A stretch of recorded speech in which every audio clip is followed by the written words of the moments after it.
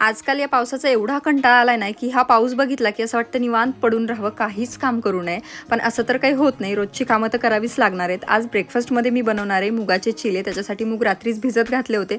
त्यामध्ये लसूण, कोथिंबीर, मिरच्या आणि मीठ घालून छान वाटण बनवून घेतलं. बऱ्याच वेळेला जेव्हा मी इंस्टाग्रामवरती स्टोरीज अपलोड करते ना तेव्हा मला अशा रेसिपीज विचारल्या जातात, म्हणूनच हे दाखवते.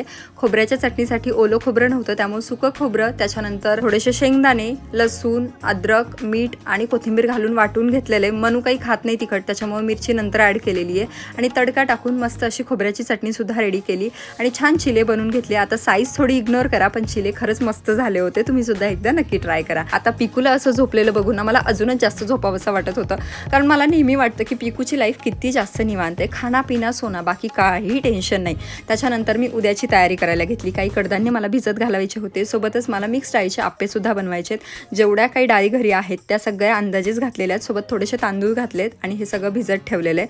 आता भरपूर दिवसांपासून एक काम माझं बाकी होतं, ते म्हणजे हे रॅक साफ करायचं. एवढी धूळ झाली होती, शिवाय इथले पेपर चेंज करायचे होते, म्हणून म्हटलं चला आता मनू पण झोपलेली आहे आणि बाकी अजून आपली अंघोळ वगैरे पण बाकीच आहे, तर हे सगळं पहिले आवरून घेऊयात आणि नंतर सगळ्या गोष्टी करूयात. पटापट सगळ्या गोष्टी काढून घेतल्या, रॅक छान पुसून घेतलं, पेपर चेंज केले आणि एक काम काहीतरी काढायला घेतले आणि त्यासोबत दुसरं काम केलं नाही असं तर होतच नाही. त्यामुळे मग बाकीसुद्धा थोडीफार आवराआवर केली आणि त्यानंतर मस्त माझी स्मूदी एन्जॉय केली. चला भेटू नेक्स्ट व्लॉगमध्ये. चलो बाय.